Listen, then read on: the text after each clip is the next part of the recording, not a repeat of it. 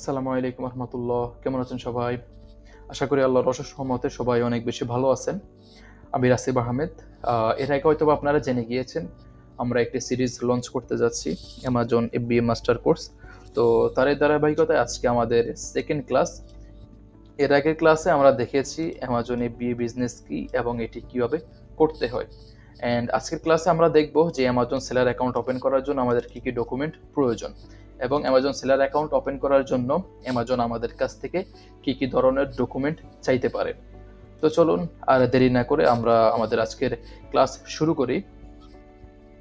তো দেখতে পাচ্ছেন অ্যামাজন সেলার অ্যাকাউন্ট ওপেন করার জন্য আমাদের কিছু ডকুমেন্ট প্রয়োজন এবং সর্বপ্রথম যদি আসি, আমাদের একটি ইমেল অ্যাকাউন্ট প্রয়োজন এবং এই ইমেল অ্যাকাউন্টটি সম্পূর্ণ অথেন্টিক ইমেল অ্যাকাউন্ট হতে হবে, যে ইমেল অ্যাকাউন্টের মাধ্যমে এর আগে কখনই অ্যামাজন সেলার অ্যাকাউন্ট ওপেন করা হয়নি।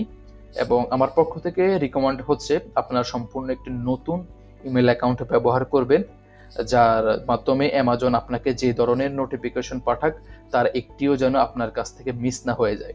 কেননা বিভিন্ন সময় অ্যামাজন আপনাকে বিভিন্ন ধরনের ইম্পর্টেন্ট মেল করে থাকবে, তার একটিও যেন আপনার কাছ থেকে মিস না হয়ে যায়, সেজন্য একটি সম্পূর্ণ নতুন ইমেল অ্যাকাউন্ট ব্যবহার করবেন। অ্যান্ড সেকেন্ড যদি আসি, আমাদের একটি ফোন নাম্বার প্রয়োজন, তাও সেম একটি অথেন্টিক ফোন নাম্বার প্রয়োজন, যে ফোন নাম্বারের মাধ্যমে এর আগে কখনোই অ্যামাজন সেলার অ্যাকাউন্ট ওপেন করা হয়নি। তো আপনারা সবসময় একটা জিনিস অ্যাভয়েড করার চেষ্টা করবেন, সেটা হচ্ছে গ্রামীণ ফোন নাম্বার কখনোই ব্যবহার করবেন না, কেননা ইদানিং গ্রামীণ ফোন নাম্বারে ওটিপি আসে না। তার জন্য আপনারা এর বাইরে যে ধরনের সিম কার্ড রয়েছে তার থেকে একটি ফোন নাম্বার ব্যবহার করবেন, যেমন রবি, আপনার এয়ারটেল, বাংলা লিঙ্ক, যে সিম কার্ডগুলো রয়েছে এখান থেকে আপনারা যে কোনো একটি ফোন নাম্বার ব্যবহার করবেন। এবং আমার পক্ষ থেকে রিকমেন্ড হচ্ছে আপনারা সবসময় রবি ফোন নাম্বার ব্যবহার করবেন। রবিতে খুবই সহজে ওটিপি চলে আসে কোনো ধরনের ঝামেলা ছাড়াই। অ্যান্ড থার্ড নাম্বার যদি দেখি, আমাদের valid government ID or passport. Valid government ID বলতে আমাদের যে ন্যাশনাল এনআইডি কার্ড রয়েছে তার প্রয়োজন, এবং অবশ্যই আমাদের আইডি কার্ডটি স্মার্ট এনআইডি কার্ড হতে হবে, নর্মাল এনআইডি কার্ড দিয়ে হবে না। আর আপনার কাছে যদি পাসপোর্ট থাকে তাহলে তো খুবই ভালো। আমার পক্ষ থেকে রিকমেন্ড হচ্ছে আপনি সবসময় অ্যামাজন সেলার অ্যাকাউন্ট ওপেন করার সময় পাসপোর্ট ব্যবহার করবেন।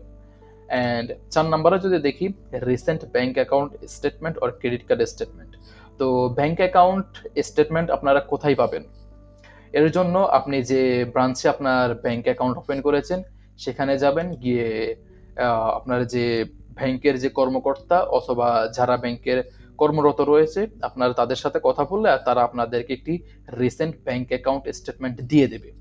অ্যান্ড ক্রেডিট কার্ড স্টেটমেন্টের কথা যদি বলি, তাহলে তা নিতে হলে আপনাকে সবার আগে ক্রেডিট কার্ড নিতে হবে, তার আগে আপনি ক্রেডিট কার্ড স্টেটমেন্ট পাবেন না। তো এভাবে আপনি একটি ব্যাংক স্টেটমেন্ট কালেক্ট করে নেবেন ব্যাংক থেকে। তো একটি জিনিস খুবই ভালোভাবে মনে রাখবেন কেয়ারফুলি এই দুটো পয়েন্টের, সেটা হচ্ছে must be the name and address same as your bank account statement or credit card statement name and address.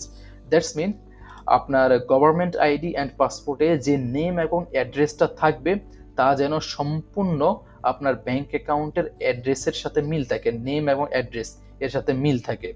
100% আপনাকে মিল থাকতে হবে, কেননা আপনার গভর্নমেন্ট আইডি অ্যান্ড পাসপোর্টে এক ধরনের নেম এবং অ্যাড্রেস রয়েছে এবং দেখা গেছে আপনার ব্যাংক অ্যাকাউন্টের স্টেটমেন্টে আপনার অন্য ধরনের নেম এবং অ্যাড্রেস রয়েছে, তাহলে কিন্তু আপনি সেলার অ্যাকাউন্ট ওপেন করতে পারবেন না। আপনাকে 100% আপনার যদি গভর্নমেন্ট আইডি ব্যবহার করে থাকেন অথবা পাসপোর্ট ব্যবহার করে থাকেন, এই দুটো জায়গায় আপনার যে নেম এবং অ্যাড্রেসটা রয়েছে তা 100% আপনার স্টেটমেন্টও থাকতে হবে। তা না হলে অ্যামাজন সেলার অ্যাকাউন্ট আপনি ওপেন করতে পারবেন না, আপনার এখানে সমস্যা দিবে, তারা আপনার ডকুমেন্টগুলো রিজেক্ট করে দেবে। তো এটা হচ্ছে আমার পক্ষ থেকে রিকমেন্ড, সবসময় আপনারা নেম এবং অ্যাড্রেস দুই জায়গায় সেভ রাখবেন। এবং সর্বশেষ যদি আসি, আমাদের একটি ভ্যালিড চার্জেবল ক্রেডিট কার্ড অথবা ডেবিট কার্ড দরকার। তাও আপনারা ব্যাংকে গিয়ে একটি ডেবিট কার্ড অথবা ক্রেডিট কার্ড নিয়ে নেবেন, ডুয়েল কারেন্সি। তো তারপরে যদি আসি, সাধারণত অ্যামাজনে আপনার দুই ধরনের অ্যাকাউন্ট ওপেন করা যায়, একটি হচ্ছে ইন্ডিভিজুয়াল অ্যাকাউন্ট আর একটি হচ্ছে প্রফেশনাল অ্যাকাউন্ট। তো এখন এখানে আপনি প্রশ্ন করতে পারেন যে ভাই তাহলে আমি কি ধরনের অ্যাকাউন্ট ওপেন করব?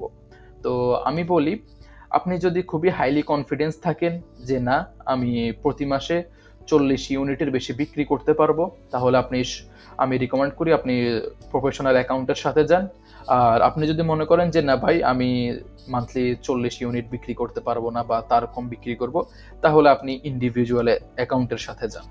তো আই থিঙ্ক আপনারা বুঝতে পারছেন যে আপনি যদি 40 ইউনিটের বেশি বিক্রি করতে পারেন মান্থলি, তাহলে প্রফেশনাল অ্যাকাউন্ট ওপেন করবেন। আর যদি 40 ইউনিটের কম বিক্রি করতে পারেন, তাহলে আপনি ইন্ডিভিজুয়াল অ্যাকাউন্ট ওপেন করবেন। এবং আমার পক্ষ থেকে সবসময় রিকমেন্ড হচ্ছে আপনারা প্রফেশনাল অ্যাকাউন্ট ওপেন করবেন।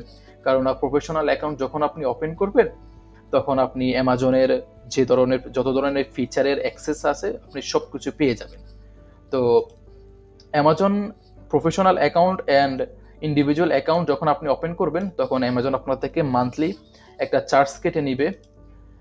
তো অ্যামাজন আপনি যদি ইন্ডিভিজুয়াল অ্যাকাউন্ট ওপেন করেন, তাহলে অ্যামাজন আপনার থেকে কোনো মান্থলি চার্জ কেটে নিবে না।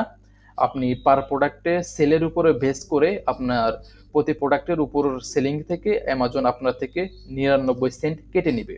অ্যান্ড আপনি যদি প্রফেশনাল অ্যাকাউন্ট ওপেন করেন, তাহলে অ্যামাজন প্রতি মাসে আপনার থেকে $39, দ্যাটস মিন $40 কেটে নিবে আপনার থেকে। পার প্রোডাক্টের উপরে বেস করে কোনো চার্জ তারা কাটবে না, তারা প্রতি মাসে অটোমেটিক আপনার থেকে $40 কেটে নিবে। তো বেসিক্যালি এটাই হচ্ছে আমাদের আজকের ক্লাস। আজকের ক্লাসে আমরা দেখেছি আমাদের অ্যাকাউন্ট ওপেন করার জন্য কি কি প্রয়োজন। অ্যান্ড আরেকটি কথা আমি বারবার বলতে চাই, সেটা হচ্ছে আপনাদের যে গভর্নমেন্ট আইডি অথবা পাসপোর্ট রয়েছে, সেখানে যে নেম এবং অ্যাড্রেসটা থাকবে, তার সাথে সম্পূর্ণ মিল রেখে আপনারা bank account statement and credit card স্টেটমেন্টের সাথে নেম এবং অ্যাড্রেস এ দুটো 100% মিল রাখবেন। তো আজকের মতো এতটুকুই। দেখা হচ্ছে পরবর্তী ভিডিওতে এবং পরবর্তীতে ক্লাসে।